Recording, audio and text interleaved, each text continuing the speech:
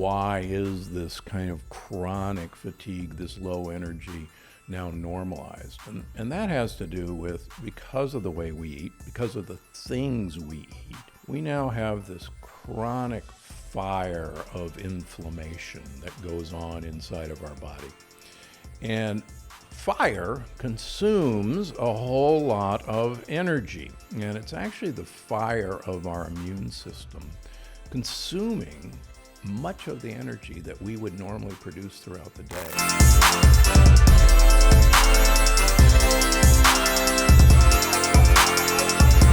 Our guest today is Steven Gundry, MD, and he's a renowned heart surgeon, medical inventor, 4-time New York Times bestselling author, and physician scientist. Dr. Gundry is also the co-founder of Gundry MD, an incredible wellness brand, and the host of the weekly podcast, the Dr. Gundry Podcast. And today he's back on the Model Health Show to talk about his brand new project, the Energy Paradox, and it is definitely going to blow your mind. So let's jump into this conversation with the incredible Dr. Steven Gundry. Dr. Steven Gundry, good to see you again. It's been too long. Oh, it just seems like yesterday I was here, Shawn. Thanks for having me back. It's my pleasure. We love having you around here. Your new book, as I already shared, is blowing my mind. You know, every page is just dropping an aha moment, which you tend to do. And I want to start at the top. Let's talk about the title itself. It's very interesting. And even the title, when you broke down why you called it the Energy Paradox, it really just jumped out and made sense. So let's talk about it. Why the Energy Paradox? What does that actually mean? Well, all my books are a paradox, and this one is no exception. Most people know they want energy. They don't know how to measure it. And what I found in my research and in my clinical practice for the last 20 years is about half the people who come to me initially complain of what we call fatigue and malaise. And their get up and go has got up and gone, as the subtitle of the book says. And what I found that one of the underlying causes is that we are overfed but undernourished. And if you think about it, we've been taught that to get more energy, we have to have energy bars, we have to have energy drinks, we have to be snacking throughout the day to keep our energy levels up. And it's actually paradoxically making us make less energy. And that's one of the biggest problems in our modern lifestyle. We literally are eating. The average American eats 16 hours a day, and we are just constantly overloading our little energy-making organelles, which are our mitochondria, with too much work, quite frankly. And we've created this incredible traffic jam in our energy production lines, much like any of us living in Southern California know that rush hour, nothing moves. And particularly here in LA, rush hour on the 405 can be 16 hours a day where nothing moves. And the same thing is happening in our energy production. We have constantly now been bombarding our mitochondria, the little energy-making organelles, to handle too much food for too long a time. And part of the book is telling people how to break out of this horrible habit that we've been talked into to make more energy. Right, yeah. And of course, the same thing I was really inundated with in college, which was this idea that, calories are energy. If you want to have a little bit of energy, have a snack, right? And you just mentioned such a good reference. By the way, the name rush hour, we just need to change the name rush hour because it's really hurry up and wait hour, But shout out to Rush Hour, Jackie Chan, Chris Tucker. Oh, yeah, I was Chris gonna say, Tucker. Man. But, this is such a great analogy because we have all of this access to these high energy foods. And also the marketers putting energy into the name. So, of course, this energy drink is going to give me energy. Of course, this energy bar is going to give me energy. But it's very different from what we've been taught. And if you could, I would love to talk about the fact that, and this was just jumped right out at me, we've begun to normalize fatigue. we begin to normalize the need for some kind of superficial energy. Let's talk a little bit about that. Yeah, the amazing thing is that most people have been led to believe that because of our modern lifestyles, because of the stresses, and certainly the last year has brought on some fascinating stresses that none of us could have imagined, that this feeling of fatigue, this feeling of low energy is somehow normal. And that we need to, boost periodically throughout the day this kind of low level of normal fatigue. In fact, that's absolutely not true. And one of the things that I go into is why is this kind of chronic fatigue, this low energy, now normalized? And that has to do with because of the way we eat, because of the things we eat. We now have this chronic fire of inflammation that goes on inside of our body. And fire consumes a whole lot of energy. And it's actually the fire of our immune system consuming much of the energy that we would normally produce throughout the day. And this fire is actually what's strapping our energy, because there's, quite frankly, very little left over besides feeding this chronic fire of inflammation. Now, most people have heard about inflammation, but it's becoming clearer and clearer that this inflammation in its source actually comes from leaky gut. And if you had asked me 15 years ago what I thought about leaky gut, I would have laughed you out of the room and called it pseudoscience.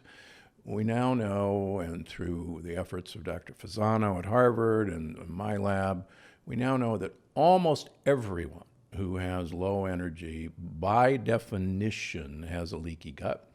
And that particles like lectins that I talked about before and pieces of bacteria are leaking across the wall of our gut, and our immune system, the same immune system that fights a cold or fights the flu, is using most of our energy to fight the battle that happens from leaky gut. And we're unaware of it. That's so fascinating. You just said something, it just hit me in a different way with inflammation and fire consuming things, right? And so much of our energy really just being sopped up and absorbed by inflammation in our body. Yeah. Wow, that's really crazy. I want to ask you about this idea, which I was just sharing with my older son. This entire paradigm of energy is very subjective. This isn't something we could objectively measure. Like somebody's coming in, they're like, Dr. G, I've got really low energy. There's not like a test. There's not an energy litmus test per se. But there are pieces, and you're really piecing together what that looks like. Because, for example, if somebody's deficient in vitamin D or deficient in magnesium, like you could find those things out, but you can't find like what is that energy metric per se. It's kind of an overarching picture. Yeah, early in my practice, in the early 2000s, I'd see a number of people complaining of fatigue and low energy, and they would have standard markers of inflammation. The most common one is C-reactive protein. It's capital C, capital R, capital P. I call it crap because it actually makes you feel like crap. And I use an example in the book of a woman in her 40s who came in with a couple of autoimmune diseases, but her initial crap was 10, and normal is supposed to be 1, less than 1. So she was burning up with the fire of inflammation. So we put her on the Energy Paradox program, and I usually see people back in 3 months. And when she came back, she was a different person. And she said, holy cow. I mean, she had lost 15 pounds, which is great, but she said, I don't know what's happened to me. She said, I got so much energy. What's going on? I feel great. And I said, well, look at this. And I show her labs. So her crap had gone from 10 down to 2. Now, it's not perfect, but that's a quantum change. And so she was unaware that, her forest fire was now down to a little smoldering ember. And that's another great point. I can't get over the number of times I've heard, well, I need to eat anti-inflammatory foods, or I need to eat anti-inflammatory supplements or vitamins. Let me tell you, with the amount of inflammation that's going on in most people, that forest fire, by eating anti-inflammatory foods and taking a couple supplements, that's like using a garden hose to put it out. So we have to go to the root cause of that forest fire, and that stems back to the fact that most of us, because of our habits, because of our foods, we have leaky gut. And the whole book goes into how this got out of control and how to put the fire out. Great, great. It's not just our bodies as well. When we're talking about this energy deprivation, it's the food. It's the very food that we're eating. And you really break down how our food is now lacking complex energy now. And you talk about why that is. So part of this has to do with the soil. Yeah. One of the things that I've been fascinated with is the more I've studied plants, the more I've been impressed that we are basically a plant that carries its soil around with it. So plants have roots that go into soil, and that soil is actually a complex living system of its own microbiome and its own set of nutrients. And one of the things that's been clear is we've totally destroyed the soil that plants live in. We've used biocides, herbicides, insecticides, we've monocropped, and so our soil is actually dead. So even though a plant may look like a plant, maybe a leaf of spinach looks like a leaf of spinach, it's nothing like that spinach of 50 years ago. In fact, the U.S. Senate in 1936, almost 100 years ago, said our soil is now so depleted of nutrients that we could eat continuously and never get the nutrients we need to sustain a healthy life. 90 years ago, they knew this. And one of the theories of all this is we are seeking out nutrients, and we keep eating until we get those nutrients. And one of the interesting theories of obesity is, guess what? You can eat and eat and eat, and we are nutrient depleted in all of our food sources, and you'll never get them. The second thing that's really exciting is, speaking of the gut, it turns out our gut is the same surface area, the lining of our gut, as a tennis court.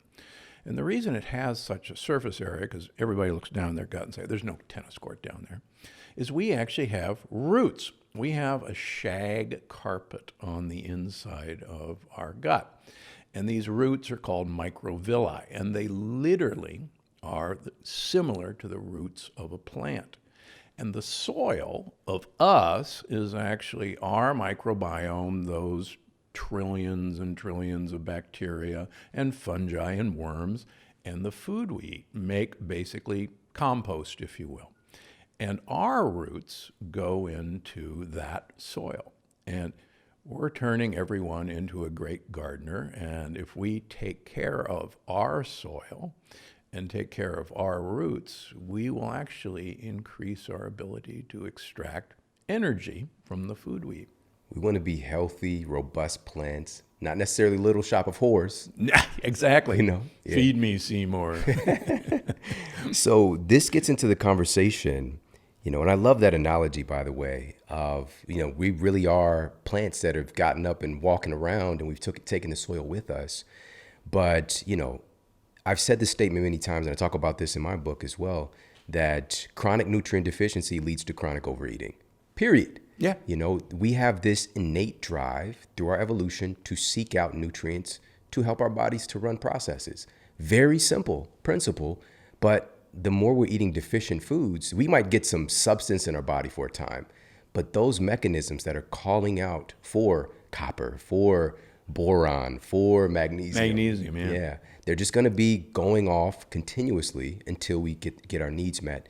And you mentioning that 90 years ago, saying the soil is already just devastated, and where we are today, oh my goodness. Yeah, as I mentioned in the book, this is a U.S. Senate document. It starts one of my chapters. And I actually, when I address physician groups, I actually put this slide up of this quote from the Senate. But I don't put the date. And I asked them, guess when, this quote from the Senate was. And people say, 2000 or, 1980. And then I flash up 1936. And people go, what? We've known this long that we've had this problem, and no one's done anything about it. Yeah. Until now. Now we're going to we're going to get the roots and soil back to normal. That's right. I love it. You and I'll do it. Come on. Just me and you, hand in hand. You know what? This really gets into the conversation for me of like, what does it look like when we have a robust, healthy root system and soil internally? And we know what that looks like based on the data from folks who are eating closer to more of an indigenous diet, Exactly. which you talk about as well. Yeah, this was one of the real eye-openers. I knew about this study long ago. The Hadzas in Tanzania are one of the last surviving hunter-gatherers that really stick to their traditional culture. And the men go off hunting every day. They walk 8 to 10 miles. The women gather berries and tubers, and they walk on average 3 to 4 miles a day. And they're very thin and very fit. So researchers said, gee, let's look at the energy expenditure of these people and compare them to the modern office worker. And I bet you we're going to find, because these guys are lean and fit and they're walking all over the place, that these guys, are lean and fit because they're burning through energy and they're just, energy consuming, whereas the desk workers, they're, sitting there, sitting on their ass all day. And what they found just shocked them. The energy expenditure of the Hadzas was exactly the same as a desk worker. And you go, what? How can that be? Well, in research, we have to make a conclusion. Otherwise, we won't publish our paper. So these guys said, well, the reason for that is that everyone's got a set amount of energy expenditure, and it's universal across the board. And I went, what? No. What's happening with these desk workers who clearly aren't producing energy by moving?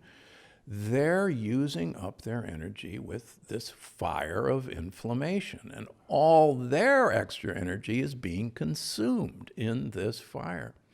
And it's just the most amazing thing that we had missed that obvious point. Energy was being produced and consumed, but it was being consumed rather than being used to do things. Yeah. Like walk 8 miles. Right. Man, the human body is just amazing and resilient.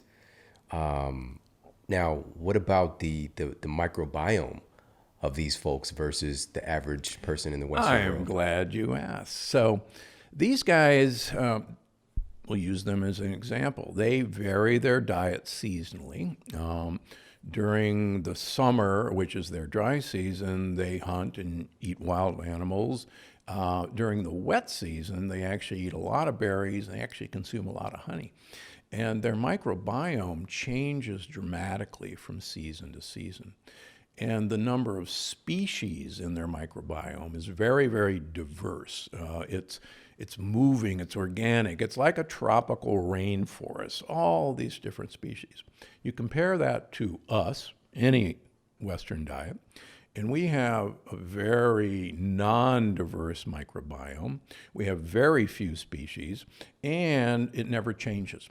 And what we think is important is that those species do need to change on a circadian rhythm basis, on a seasonal basis, to actually tell our mitochondria how to produce energy. And this is probably one of the most startling discoveries in the book. And if I may talk about postbiotics. Yes, please okay. do. So everybody, postbiotics, what the heck is a postbiotic? So everybody knows probiotics. These are the friendly bacteria. And, you eat your yogurt to get your probiotics, or you eat your sauerkraut to get your probiotics. Believe it or not, folks, you don't get any probiotics from sauerkraut, but that's another story. Prebiotics are the fibers that friendly bacteria have to eat to, number one, stay alive, and number two, to produce chemical messengers that are called postbiotics that actually tell mitochondria, their sisters in all of our cells, whether to make a lot of energy or whether to throttle back on energy production. And the discovery of this communication system actually won the Nobel Prize for Medicine in 1998.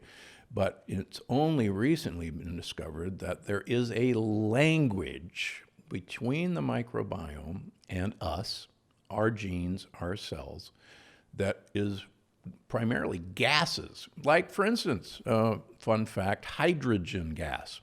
So everybody farts, and everybody seems to be embarrassed by farting, but I actually tell readers to step on the gas, because the more gases that people make by eating prebiotics, the more you actually tell your mitochondria to produce more energy. Whoa.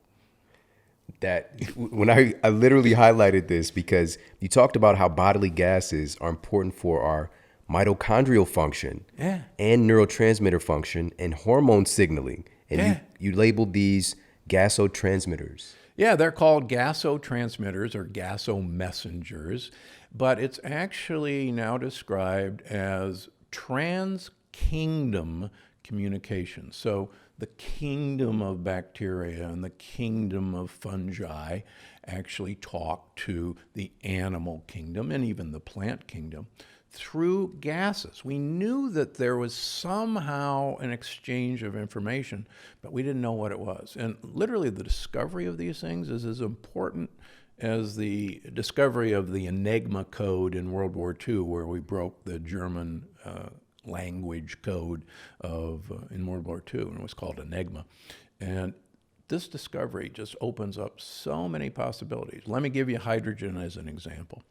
So we know from work in Japan that people with Parkinson's disease and neurodegenerative disease don't have a microbiome that produces hydrogen gas. And people who don't have Parkinson's have a microbiome that produces hydrogen gas. So you give people with Parkinson's disease hydrogen water, which is hydrogen dissolved in water. They get better as hydrogen. You can absorb hydrogen by drinking it. They get better by replacing hydrogen. Even something as rotten as hydrogen sulfide, the rotten egg smell, turns out to be incredibly beneficial for telling mitochondria to make energy, number one, and actually give them a substrate to make energy. And it's probably really good for your brain function as well. So who knew that, in some cultures, it's actually a sign of respect for the chef to break wind at the table. I bet everybody didn't think we'd be talking about farting today. But it's so funny that this is one of those taboo things. Of course, I'm thinking about the scene from Nutty Professor where the family's like talking through farts at the table. But, and Blazing Saddles. Right? It's classic. So I think that there's going to be a conflict, this image of what about gas and bloating? What about, IBS, these things versus the healthy performance of gases in our body, which is actually essential? Yeah, that's a great question. And I see a large number of patients with IBS and complaints of gas and bloating. And many of them have tried the FODMAP diet, for example, or the specific carbohydrate diet to eliminate this problem. And I assure my patients, number one, that if you want good mitochondrial health and if you want good energy production, these diets are the exact opposite of what you want for long-term good health, because you have absolutely starved the most important part of your body of the things they need to eat, the microbiome. But what we do is we stepwise reintroduce little bits of these prebiotics, and the whole book is a stepwise introduction of new habits. And this is one of them, a stepwise way.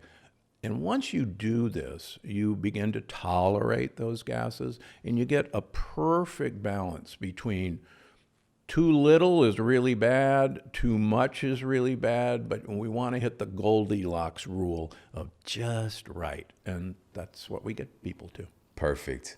I want to talk about what we can start to do to heal the gut terrain and what we can do to heal our energy crisis in our bodies. And you know what's so funny is that things that are good for one thing with the human body tend to be good for a lot of things. True. Because we're not actually isolated into parts. Everything kind of works together.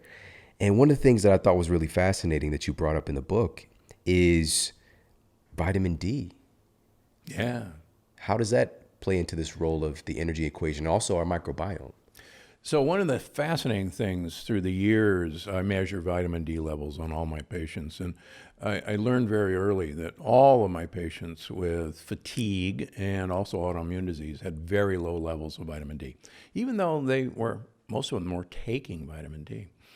And I began aggressively replacing vitamin D with them, sometimes very high amounts, but I would measure this. And I'd get their vitamin D levels up to at least 100 nanograms per milliliter. Now, some people think that's toxic. I can guarantee you I've never seen vitamin D toxicity. But as we did this, I began to notice that with the other things we were doing, their autoimmune disease markers went down or went away, and that their energy levels started going up. And so I began to really research how vitamin D is doing this. And so back to the lining of our gut, we have these roots, and these roots have these individual cells that are damaged when you get leaky gut. And there's a set of cells called stem cells that replace the damaged cells. And they're really good at this, and it happens all the time, except you have to have vitamin D to push these stem cells awake to close the gaps. Number two, we've learned more and more and more that vitamin D manipulates the immune system, which the immune system actually is the cause of inflammation. And vitamin D tells the immune system to, hey, don't get so crazy, don't get so wild, calm down, relax, everything's fine here. And in people with autoimmune disease, the immune system is haywire, and the immune system doesn't listen to vitamin D very well. So the more we can get vitamin D into people's bodies, and sunlight is a great way to start, but quite frankly, we don't get enough sunlight anymore. But if we can take vitamin D, vitamin D3, I think everyone should have a minimum of 5,000 international units or 125 micrograms. Let me give you a great story of what happened yesterday. Saw a lady in her 40s who has severe candidiasis, and I talk about candida in the book. And it's very rare that I see someone who really suffers from candidiasis, but this woman had such bad candidiasis that her tongue was coated with thrush, and she was taking heavy, big-time antibiotics, antifungals to kill this off, and nothing was working. And her well-meaning doctors told her, well, she had immune deficiency disease, and she was getting IVIG injections every week, and she was miserable, wasting away. So she had come and saw my physician assistant, Mitsu, 3 months ago. And Mitsu, she had a very low vitamin D. Her vitamin D was 23. A bare minimum is 30. In my opinion, bare minimum is 80. So Mitsu said, whoa, wow, we're going to put you on 10,000 international units. And so I saw this woman for the first time yesterday, and she said, you're not going to believe this, but within a week of taking the vitamin D, my thrush went away for the first time in 10 years. And she said, that's really weird. I mean, the antifungals weren't touching it. The antibiotics weren't touching it. And she said, I'm starting to actually gain weight and feel normal. And we measured her vitamin D this time around, and it was up to 50, which is double what she was. And I said, well, this is great. We're going to 20,000 international units, and I guarantee you the things are going to get even better. But just vitamin D gave her the ability to ward off or change this fungus's ability to attach to her. just vitamin D. That's absolutely remarkable. Yeah. And again, this is moving away from the standard of care with that was not working. Yeah. And it was one of these very simple principles. And let's be clear on the type of vitamin D. So it's not D2 though. No, not D2. D2 is quite frankly worthless and maybe actually hazardous. So it's vitamin D3. Doctors used to prescribe vitamin D2, and it was a prescription drug. And you'd take 50,000 units every week or twice a week, and it was useless. But we had a prescription for vitamin D2, and any doctor knows that prescriptions are the way to go. Not. This is so good, so good. And this just reminds me too, you do talk about this as well, the importance of sunlight and vitamin D3. In a perfect scenario, we'd be getting access to a bit more sun than we do today. It's it's a major epidemic for sure, with folks not getting outside, not getting exposure to sunlight intelligently. And also you talk about, within that context, eating your sunscreen. Yeah. Right? Can you talk a little bit about that? Yeah, I haven't used sunscreen for over 20 years now. And one of the things that people remark about, because I'm now in my 7th decade, they go, let me see your skin. Your skin is like a young person's skin.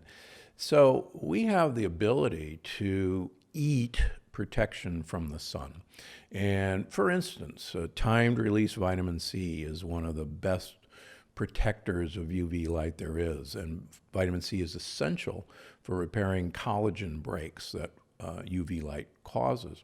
But equally as important is we can actually produce more melanin, which absorbs sunlight. And by the way, speaking of similarity to plants, we actually produce ATP from our melanin pigment when it's exposed to sunlight, exactly like a plant produces ATP when exposed to sunlight. And there's a lot of plant about us. There's a little bit of plant in all of us. So not only will you get more energy by exposing yourself to the sun, just by using the photons from sunlight to make ATP, but you're going to get a huge brain boost, particularly from early morning and late afternoon sun. These orange and red colors do phenomenal things to make your brain work properly. And that's why anytime we get a chance, early morning light, late afternoon light is just one of the best mood boosters there is. I love that so much. And just bringing up another simple principle of the colors of foods being an indicator of nutrition, of antioxidants.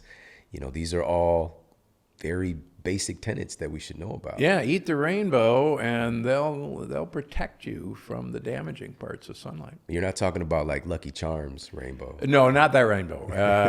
That's one of the things that's really been detrimental to our energy production. And that is, I'm glad you brought that up. Kellogg's Corn Flakes was the first advertised pre-digested meal. And that was their selling point, that you could get more energy because all the components of corn, in this case, were pre-digested. So it took away all the work of digestion and it would instantly become energy. This was actually in the early 1900s. That was the advertising pitch. What's happened with all of our processed and ultra-processed food is exactly that.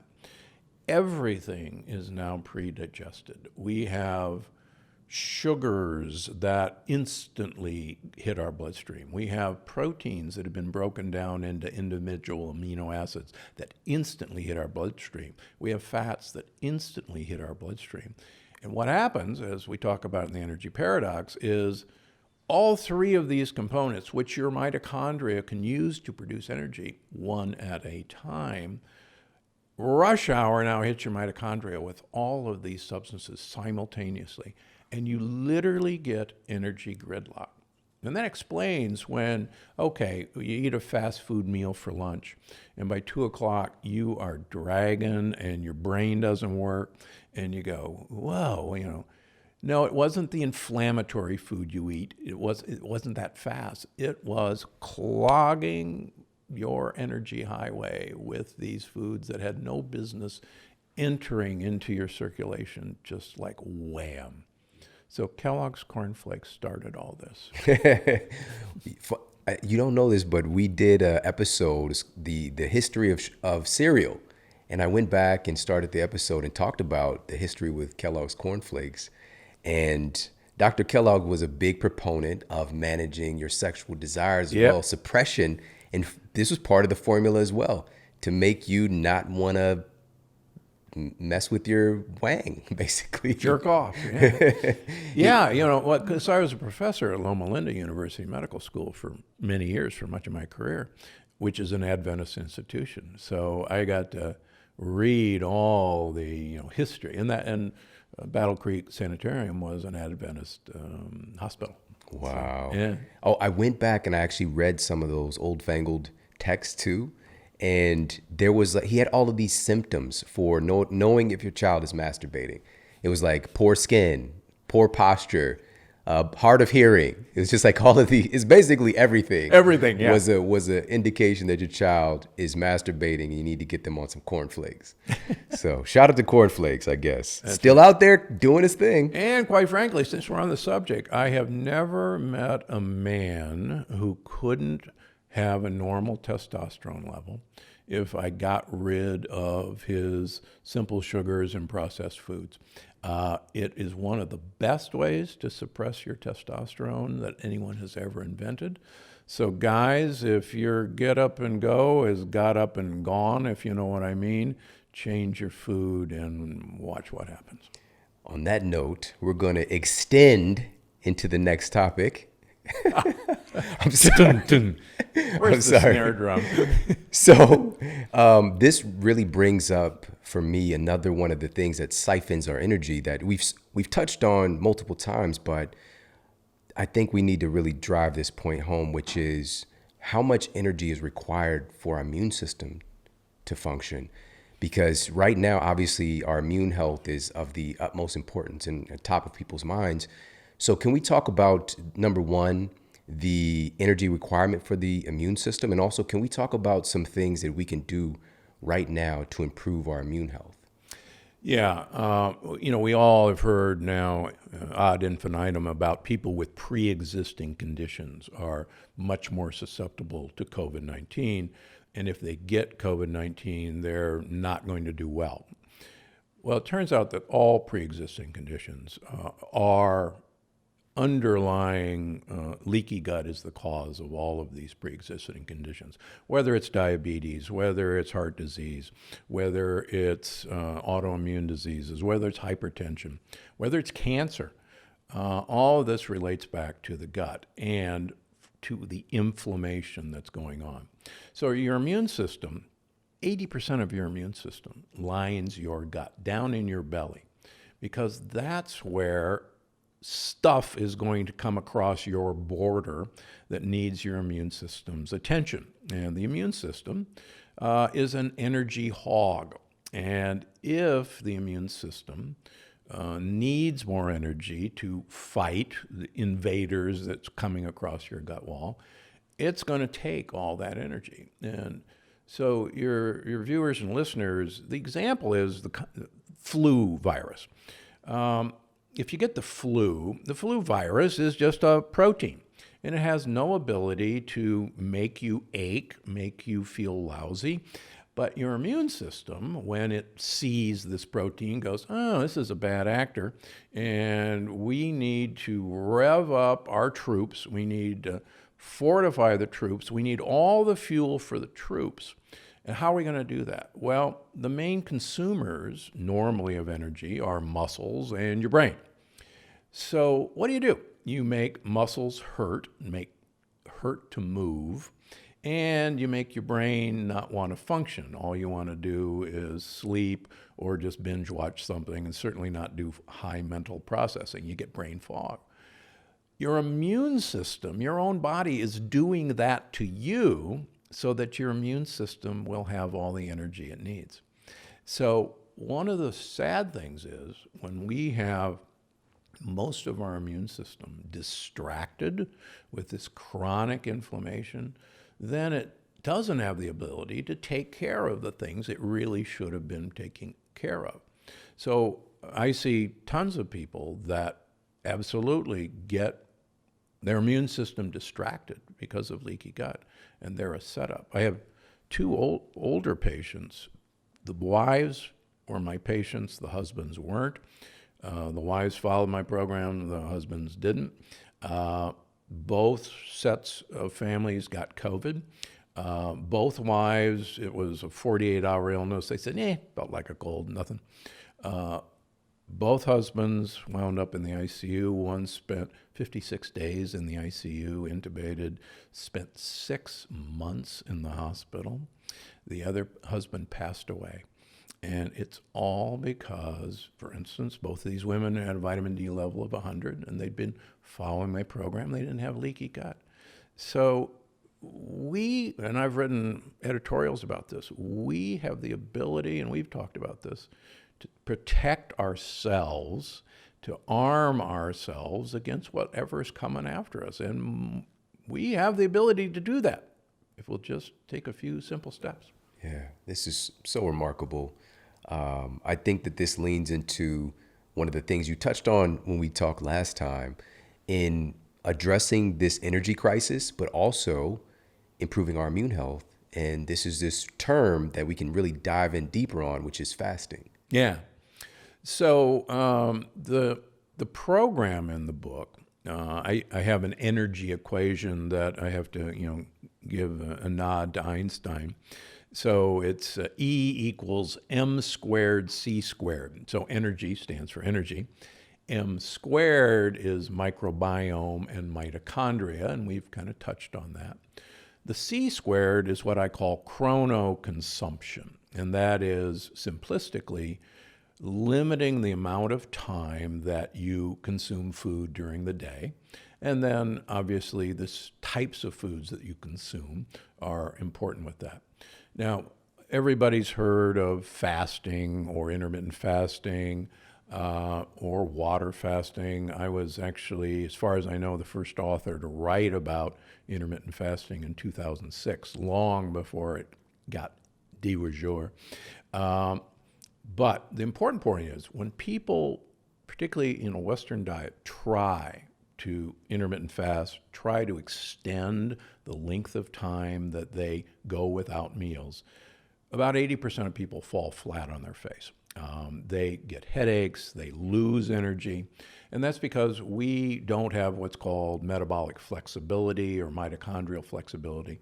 We can't change fuel sources easily, and I go really into depth in why that is. But in my program, what we do is we stepwise slowly have people transition to an intermittent fasting diet. And it's actually very simple. Each week in a 6-week program, we have people, let's say on Monday you eat breakfast at 7 o'clock. Well, we're going to ask you to break fast at 8 o'clock instead of 7 o'clock.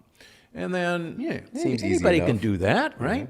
And then on Tuesday, we're going to ask you to break fast at 9 o'clock, and so on. Now, we get to Friday, we get to take the weekend off. You don't have to suffer during the weekend if you consider it suffering. Then the next week, we start 1 hour later, and we start the process again. So we'll start at 9 o'clock the next week. And if 10 o'clock is as far as they can make it, that's fine. We hold there, and we try again next week.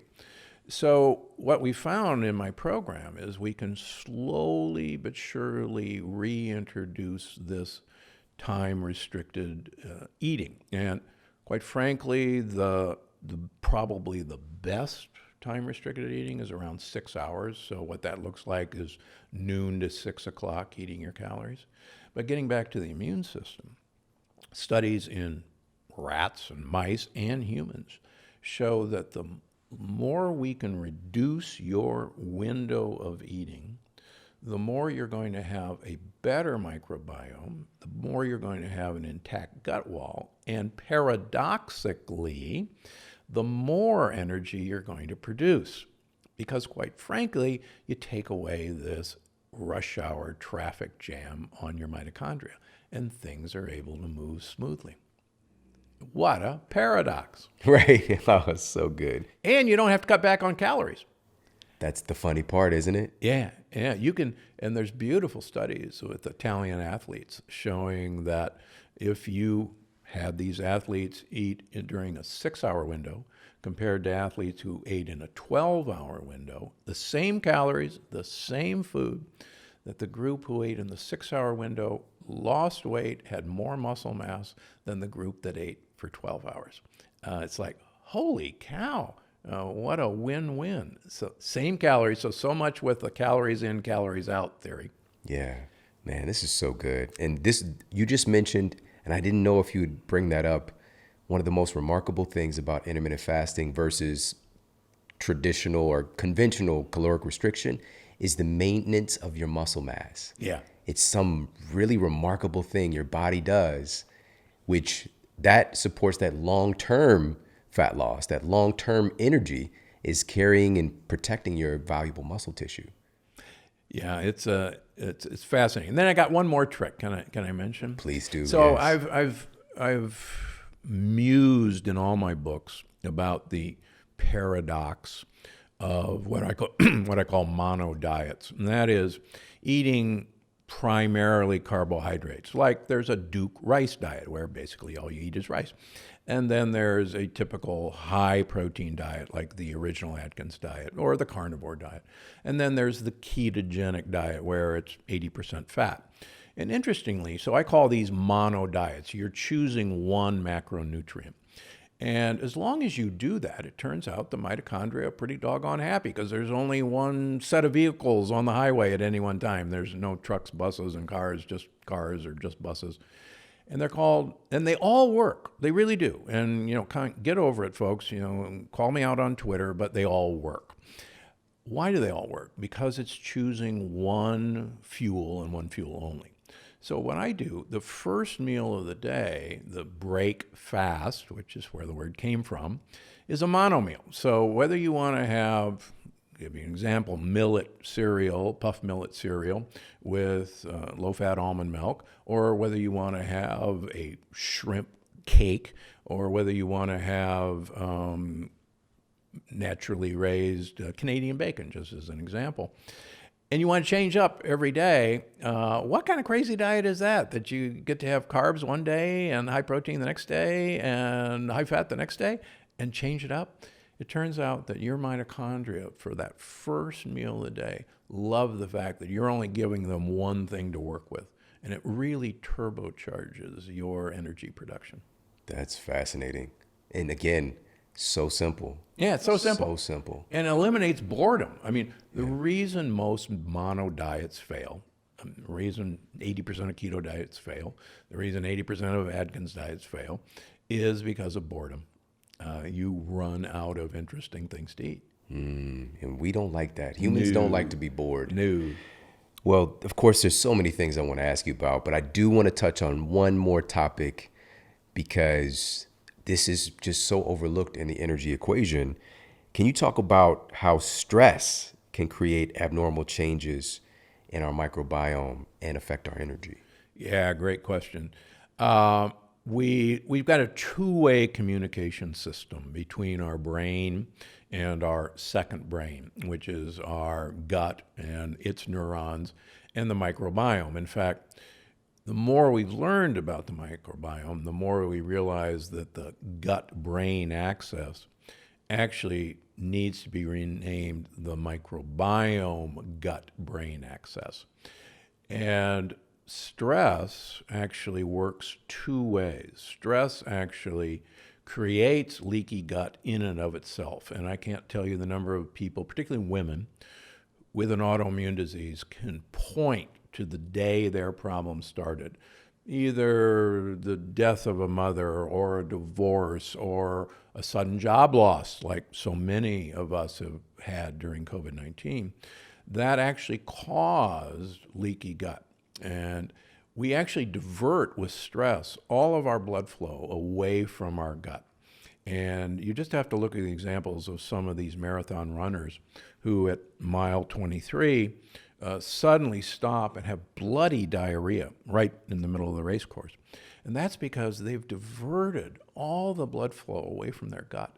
And their gut literally becomes ischemic and it falls apart. And stress will do that.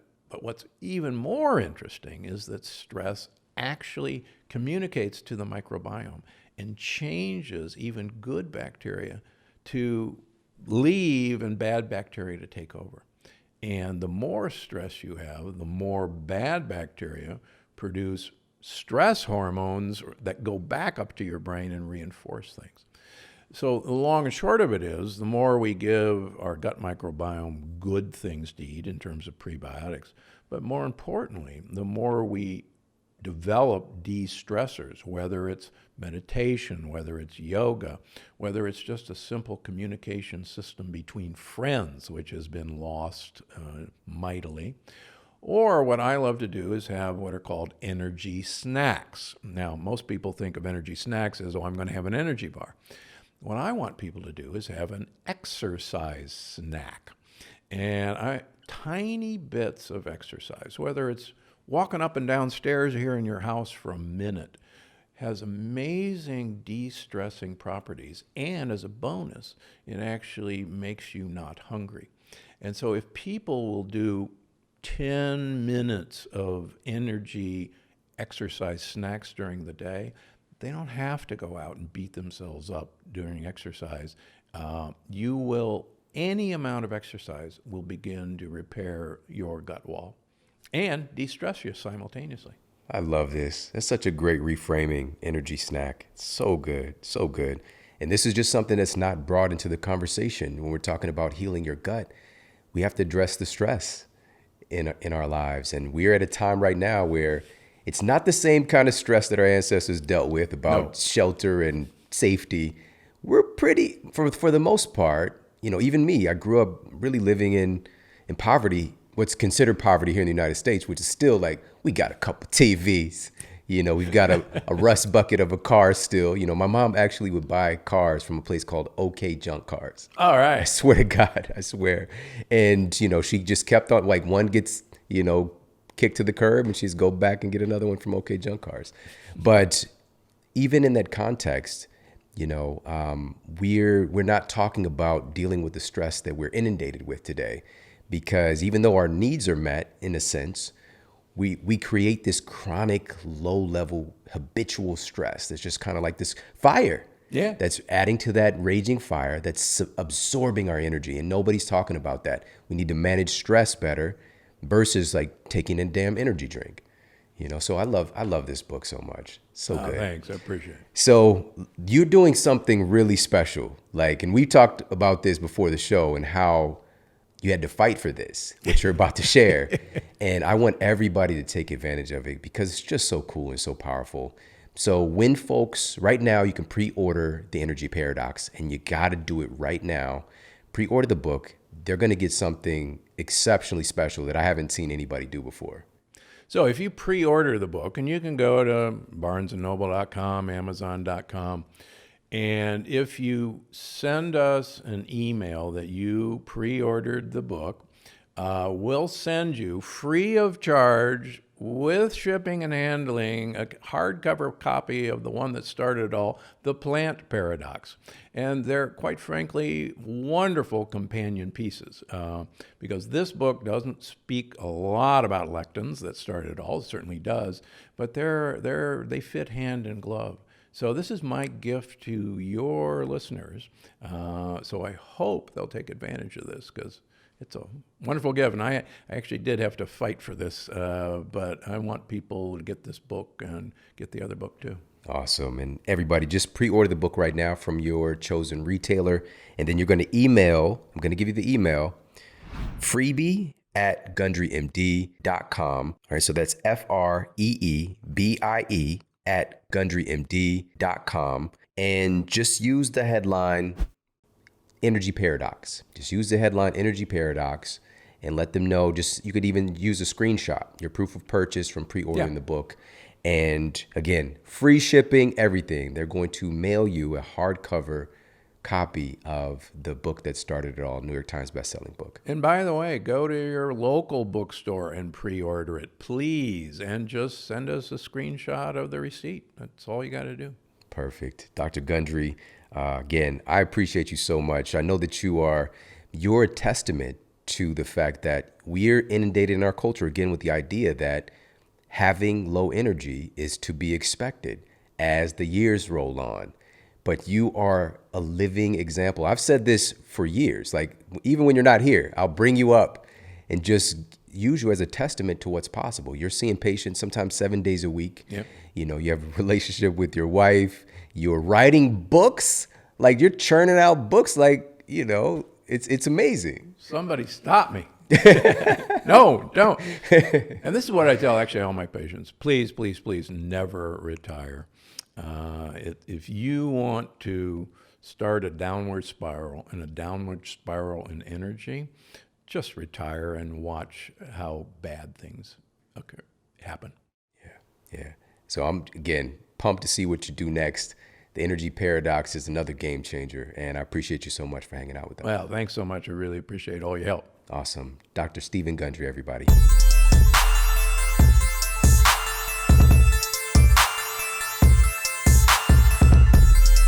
Hey, if you like this video, make sure to check out this video right here to optimize your mindset and to achieve your goals faster. You can be anything, man. Like whether you're from the inner city, whether you're from a rural village in South America, Africa, whatever, it does not matter. Like humans are capable of the extraordinary when they put in the work.